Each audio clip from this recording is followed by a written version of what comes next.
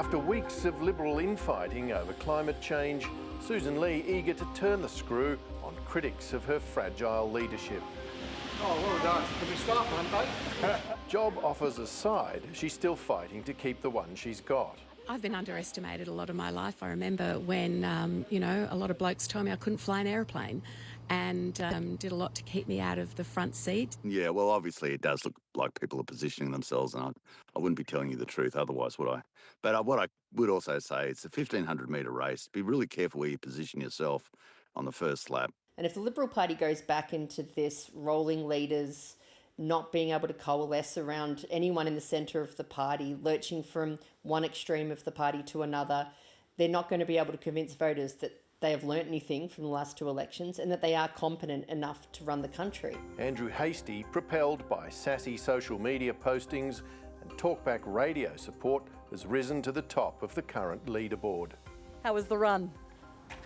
Look, we worked through lunch, so I had no energy, and I tanked at about 3Ks, and that's exactly what's going to happen to the Australian economy if we continue with Labor's net zero. Conservative fellow traveller and potential rival Angus Taylor burnishing his popular appeal, filling in his backstory with a profile in the Daily Telegraph. Now, I heard you're a sucker, actually, for Devil Wears Prada, the movie. Is that true? It is absolutely right. It's one of my favourite movies. I thought it actually was a better commentary on politics than almost any other movie I've seen because of the fashion piece and how fashions come and go and how fashion houses drive them. Sussan Ley has started the week with a media blitz, selling her decision to scrap support for emissions targets and questioning the Prime Minister's bid to host next year's United Nations Climate Summit. Is it wise use of taxpayers' money to bring any COP to Australia? And I hope the Prime Minister is considering how hosting what I acknowledge from time to time are important international discussions, how that benefits households and families that are struggling. I hope that the Hawks are more disciplined at a training run than this mob are as the alternative government of the country.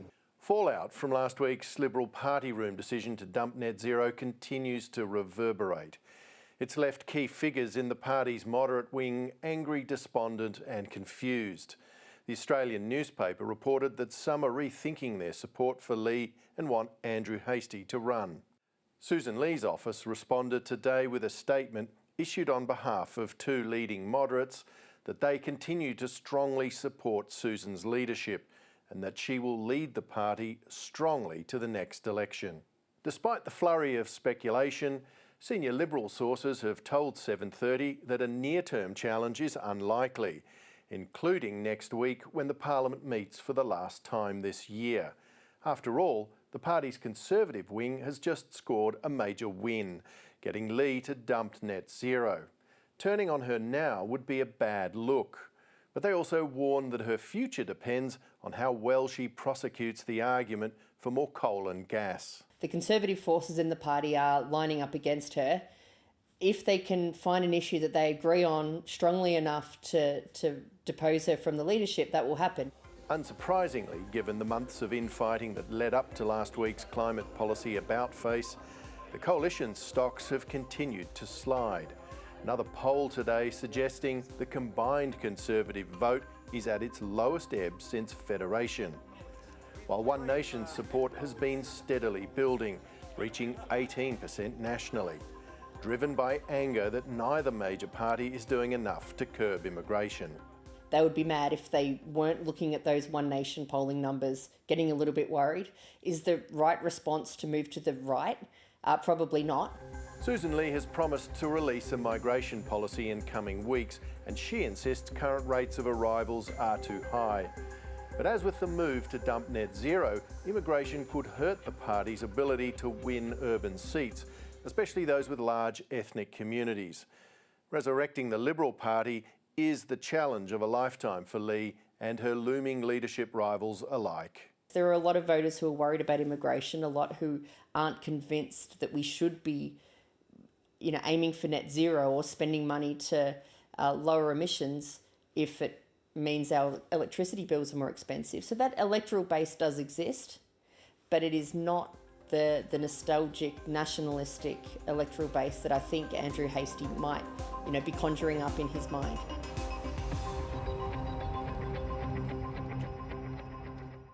Sussan Ley is the Leader of the Opposition. She joins me now. Sussan Ley, welcome. Terrific to be here in the studio with you, Sarah. Now, you appear to have pulled some moderates into line today, but are you prepared to admit the obvious, which is that Andrew Hastie is making a move on the leadership? The question is it a short-term move or a long-term move? Well, I note the speculation about the commentary and various opinions, and you've got to ask these questions, but I am not going to lose focus for a single second on the thing that matters most today, which is our affordable energy plan. Because, we'll come Sarah, to that in a moment, but Australians deserve affordable energy, and they don't have it under the Labor government, and they deserve responsible emissions reduction, and they don't have that either. Can you guarantee to voters that the party will keep its first female leader until the next election? Absolutely. I am the leader and was elected 6 months ago. We've been working on policy ever since. I've talked about several critical areas, including managing the budget responsibly, delivering personal income tax cuts, fixing up industrial relations, which is a huge drag on productivity in this country, keeping communities safe, and today, the most important of all, Sarah, which is affordable energy, because energy is everything. And while you do reflect on speculation, I understand that. People I have front and centre that I care deeply about are people who right now can't deal with Labor's 40% increase in electricity prices. Let me just come back to this. Doing? I've asked you about what's going on inside the party. We want to understand what it is that Andrew Hastie is doing. We want to understand the pictures that we saw of that large group of people opposed to you walking out of the party room previously. Do you really believe that voters don't have a right to know what's going on inside the party, about the political rancour inside the Liberal Party that led to this radical change of policy? The voters that I communicate with, and people vote every 3 years, but they're Australians every single day, so I don't make the distinction. We're here to deliver a credible, serious, compelling policy agenda. Sure, but do you think people don't have a right to know what's really going on inside the party? Because we can see some of what's going on. Well, I think people have a right to know what policies we're developing, how we're doing that in the interests of them, because we should be here, and we are here in the interests of the Australian people. Now, I acknowledge when it appears that we're talking about ourselves, people do mark us down. I accept that.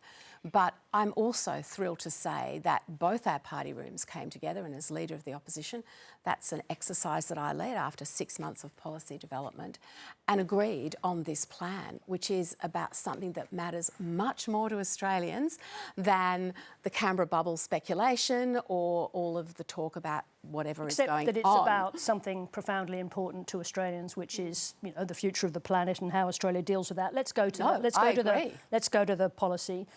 Does your policy allow for the federal government to subsidise coal-fired power? If it stacks up with respect to a capacity investment scheme, then in theory, yes. There are no plans, there are no proposals for new coal. But what people should understand is in this conversation about coal, every state government is extending the life of its coal-fired power because the renewables are not ready to deliver the electricity that Australians can rely on. And we do need baseload power, we need dispatchable power, and the renewables rollout. Let's hold some of those terms because they're often misused. But just on this question, do you rule out building new coal-fired power stations were you to win the next election? The market will deliver the technology and choice that will be driven by technology. So the government will not be building anything, Sarah. But will you be subsidising the building of new coal-fired power stations, potentially? Our capacity investment scheme is about delivering capacity into the market. Now, what we've said is we should be technology neutral about that. So some modest underwriting of the delivering of that capacity is important. Of coal-fired power. But this isn't building new coal-fired power stations. But you've accepted that that could be part of the policy in the future. Can I make the point that it has to stack up? There's nothing on the table that looks remotely like it will at this point in time. What we do have is an energy transition. So hang on, are you saying that coal won't stack up in the future in the form of new coal-fired power stations? What are you saying? It's highly unlikely to, because where we are going with the transition should rely on another important fuel source, which is gas. And that is a critical difference between our plan and government policy. Let me just stay with coal for a moment. Is this your message to Teal voters, those Teal voters that you need to win back to secure the crucial seats to enable you to actually be in government. Is your message to them that they should be thinking about embracing coal? My message to them is that our affordable energy plan No, but on is about coal, power is your prices. message to them that they should take a new look, a fresh look, go back to coal? Sarah, we're talking about a transition away from coal as a baseload power source. But you've said you're going to gas. enable the capacity investment scheme, that is taxpayers' funds run by the federal government, as In it the were, short a scheme. term, You're talking about that money going into coal-fired power stations. in the short term, to deliver the capacity we need. How short? We are technology agnostic. When you say short, how Till short? we build the capacity that Australians deserve to deliver the affordable energy Talk that about they a also timeline. deserve. Well, I asked Antine about your carbon budget. When you talk about putting taxpayer-funded money into new coal-fired power stations, what kind of time frame are you talking about? How much coal? Over what time? Well, when the market can deliver what it clearly can't now, because what we're seeing now is prices going through the roof. We're seeing a renewable rollout that is insufficient to deliver the energy that Australians deserve, and that's why prices and costs have gone up 40%, as they have for gas as well. So this is not about choosing, picking winners. Let's just be clear about what you just said. Are you saying that the prices have gone up because of the renewable rollout? Let's be clear about the facts. Because it's incredibly behind, and that delay. Hang on. Just explain how that works when we know that it's gas predominantly that sets the marginal price of electricity in Australia. So how is it the fault of renewables that the cost of electricity has gone up in Australia? The government has said that by 2030... Hang on. How is it that the renewable rollout has caused... If I can just answer the question... energy prices to go up in Australia to now? This is how. The government has said that 82% of electricity will be renewable by 2030. Right now, the best estimate is that that figure will actually only be 58%. So in dragging this rollout of renewables to be 82%, that puts massive cost pressures on poles and wires, on the software, on the hardware, all of which is imported with choked up supply chains internationally to actually get that rollout on the ground. Now, those delays add massive cost. Hence, prices are going up. Well, now, I want to give a worked example of this because I come from Western New South Wales. I think we should just talk about the project is well behind. I think we should talk about the price of gas. Do you acknowledge that the very high price of gas is what predominantly has driven up the cost of electricity in Australia in recent years? The price of gas will come down when the supply goes up. So part of our proposal is to absolutely step on the gas and unlock the abundance of natural gas that we have in this country. You're still not accepting the facts about the economy of the economy of the energy system and actually how it works right now. Totally, you accept that it's gas that's driven up those costs. I accept that the lack of supply of gas is one of the reasons why the grid is and the government is struggling. The other reason for that, of course, is that they don't accept gas as being a transition fuel. They demonised gas when they came into government. Well, at the same time, they promised that right now they're working on a policy to put more gas in the system, as you did at the election. Isn't it a bit too little too late? Meanwhile, their environmental approvals approach is actually preventing gas coming into the supply. Sussan Ley, wouldn't you be more comfortable making this argument on solid ground about gas and the government's, as you say, the government has delayed in making gas available. They're looking at it now. You took a policy to the last election. Wouldn't you feel more comfortable arguing that rather than the abandoning of net zero 2050 that used to be your own policy? Well, we should be I'm talking about your own personal comfort. Well, this government is not going to reach net zero by 2050 if it can't reach the 2030 targets and the 2035 targets that it has set. What we should deal is the reality in front of us. And I'm thinking every day about the mums at their kitchen tables who can't afford to pay their power bills, who are worried about costs in the lead up to Christmas, worried about presents for the kids, travel over Christmas, and meanwhile, it feels as if they're running faster just to stand still. Now, affordable energy is absolutely vital, and we will unashamedly prioritise that. Yes, just we believe also at the moment, not with facts about how you're going to do it. But let me just ask you a different question, because a very important intervention today came from the Australian Energy Council. As you know, they represent the major gas and electricity businesses in Australia, the big players. They say the renewable transition is going to be cheaper than investing in existing or new coal-fired generation, exactly what you were just arguing for. So did you consult them before announcing this pro-coal policy? I note yes or no? Did you consult them? I note the working group has consulted a whole range of experts. I point you to the report and I point you to all of the work that it's done. But you've got However, the Australian Energy Council, the people responsible for this business in Australia, arguing against you. With respect, Sarah, if you will let me finish. Please. We haven't got a comment there on gas and what would have happened had gas gone into the system and why we need more gas right now. This is of the many things that they said today, they're making it very clear that it is cheaper, I'm quoting them, investing in existing, it's cheaper, the renewable transition is cheaper than investing in existing or new coal-fired power generation. So the question is, how much did you consult with the people who actually run this business Well, my response in Australia? my response is that our answer to the affordability crisis is more gas. And it's gas that we should be talking about. Whether there be a small gap in the market for a proposal that involves coal, if it stacks up, is not really the main game here, Sarah. The main game is how we transition. I think it was you and your colleagues who proposed using taxpayer money to coal, to promote coal. We won't be building coal-fired power stations, and there are no proposals for new coal, recognising that existing coal assets are being kept open for longer.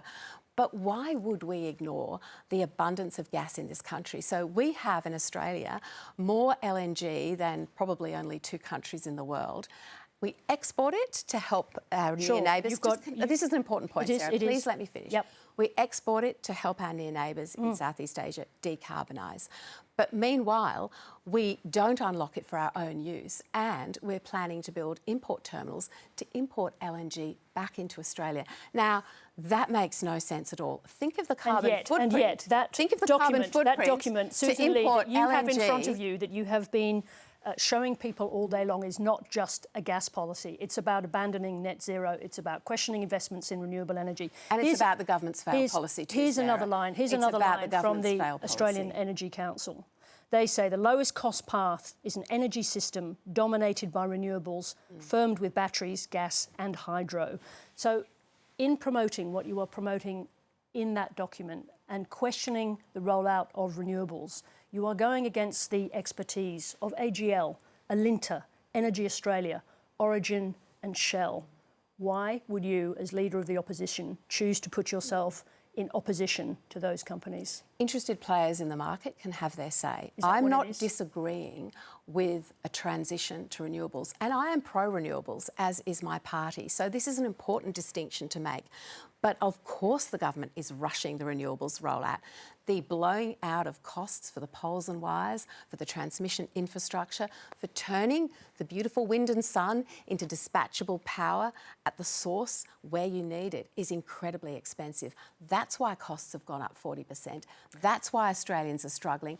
That's why we have priority. We'll have to leave it there, but I will come back for the sake of all of our viewers with a fact check on the nature of the breakdown of the energy bills. But thank you very much for coming in and arguing the case on the policy that you've just landed on. Thank you, Sussan Ley. Thank you. Thank you.